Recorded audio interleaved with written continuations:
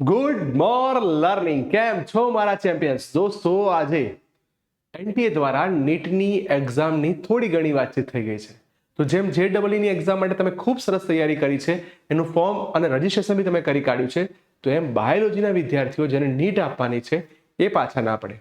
તો આજે એનટીએની સાઇટ ઉપરથી એક ફોર્મ ડાઉનલોડ કરી નાખ્યું છે, જે 5 જાન્યુઆરીના રોજ એ લોકોએ અપડેટ કર્યું છે કે હવે નીટની એક્ઝામ તૈયારીમાં છે.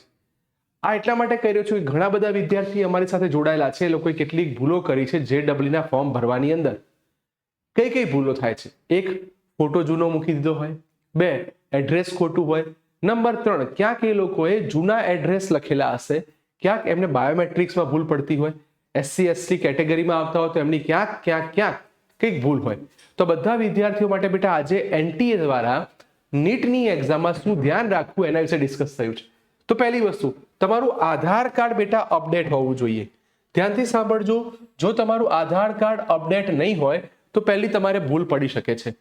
આધાર કાર્ડમાં શું ધ્યાન રાખવાનું? તમારું નામ સ્પેલિંગ મિસ્ટેક ના હોય, આગળ પાછળ ના લખાયું હોય, પપ્પાના નામમાં ભાઈ અને કુમાર હોય તો પણ ધ્યાન રાખવું પડશે. ડેટ ઓફ બર્થ, ઘણા બધાને ડેટ ઓફ બર્થમાં ક્યાંક મિસ્ટેક થઈ જતી હોય, 7-1 ક્યાંક ભૂલ થતી હોય છે, જોઈ લેવાનું. જેન્ડર, ફોટોગ્રાફ, અહીં ઘણા બધા લોકો ભૂલ કરે છે, એટલે સ્પેશિયલ વિડીયો બનાવ્યો કે ઘણા વિદ્યાર્થીઓ શું કરે છે કે 7મા 8મા ધોરણનો ફોટો લગાવી દે. નહીં ચાલે, તમારે ફોટો એ જ લેવો પડશે કે જે લેટેસ્ટ હોય, વ્હાઇટ બેકગ્રાઉન્ડ સાથે હોય. નીટની એક્ઝામમાં હું ફરી બોલું છું, JEE એક્ઝામ ઓનલાઈન છે, નીટની એક્ઝામ ઓફલાઈન છે. સેન્ટર ઉપર 1 કલાક 1.5 કલાક વહેલા પહોંચવું પડશે. ફોટોગ્રાફ ચેક થશે. જો તમારો ફોટોગ્રાફ નાના ધોરણનો હશે તો તમને રજીસ્ટ્રેશનમાં જ ના પાડી દેશે. તો બેટા આવું તમે 1-2 વર્ષ મહેનત કરી છે અને છેલ્લા ટાઈમે આવી નાની ભૂલ તમે કરો અને ફેંકાઈ જાઓ, એવું ના થવું જોઈએ. ફોટોગ્રાફ, એડ્રેસ, જે તમે એક્ઝામ આપવાના હો, ઘણા લોકો એવા છે કે માઇગ્રેટ થયેલા છે, એક્ઝામ્પલ તરીકે અમદાવાદથી વડોદરા ગયા હોય તો એડ્રેસ એ જ લગાવજો, કારણ કે એના આધારે જ તમારું સેન્ટર નક્કી થશે. બાયોમેટ્રિક્સ, બેટા આ બધી વસ્તુ તમને ખાસ આધાર કાર્ડની અંદર મેં તમને કહી દીધી.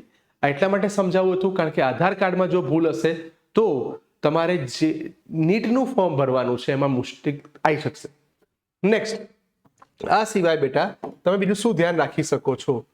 તો જે લોકો, જો આ પહેલી વસ્તુ પરથી ગઈ. નંબર 2, UDDI, ધેટ મીન્સ તમારી સ્કૂલ દ્વારા એક ફોર્મ તૈયાર થયું હોય અને એમાં બી જે છોકરાઓ દિવ્યાંગ છે, ડિસેબિલિટી વાળા છે, એમને એ ચેક કરાવી દેવું પડશે કે આ ડિસેબિલિટી એ 1, 2 વર્ષ, 3 વર્ષ જે ટાઈમ પીરિયડ પતી ન જાય. કારણ કે 1-2 વિદ્યાર્થીને એવું થયેલું કે એ લોકોએ રજીસ્ટ્રેશન ફરી નહોતું કરાયું અને એના કારણે એમને એક્ઝામમાં તકલીફ પડી હતી. ધ્યાન રાખવું. જો તમે કોઈ કેટેગરીમાં આવો છો તો તમારે કેટેગરીનું ધ્યાનથી સાંભળજો, કેટેગરીનું સર્ટિફિકેટ રિન્યુ કરાવવાનું બાકી હોય તો રિન્યુ કરાવી કાઢજો. આ સિવાય બાકીની બધી માહિતી બેટા એનટીએની સાઇટ ઉપર બી તમને મળી જશે અને હું તમારા માટે દરેક વખતે આ અપડેટ્સ લાવતો રહીશ. પણ મારી દરેકને એક વિનંતી છે કે નીટની એક્ઝામ બહુ સિરિયસલી એક્ઝામ, આખા ભારતના લોકો એક્ઝામ આપે છે.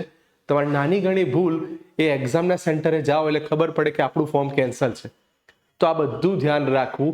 ઘણા વિદ્યાર્થીઓને પહેલા બી ખબર પડી જશે કે ભાઈ રજીસ્ટ્રેશનમાં મિસ્ટેક્સ છે, ભૂલ થઈ છે. તમને ભણવાના ટાઈમે ટેન્શન વધશે, તો બી કેરફુલ. આટલી વસ્તુઓ બેટા તમારી જોડે રાખી દેજો. જો તમે આમાં ખાસ આધાર કાર્ડમાં ઘણા વિદ્યાર્થીઓ ભૂલ કરે છે, ભૂલ ના થવી જોઈએ.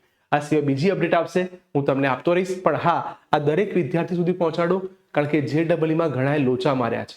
ઘણાના આધાર કાર્ડમાં બહુ મિસ્ટેક્સ હતી, તમારે ના હોય. બાય બેટા, ટેક કેર.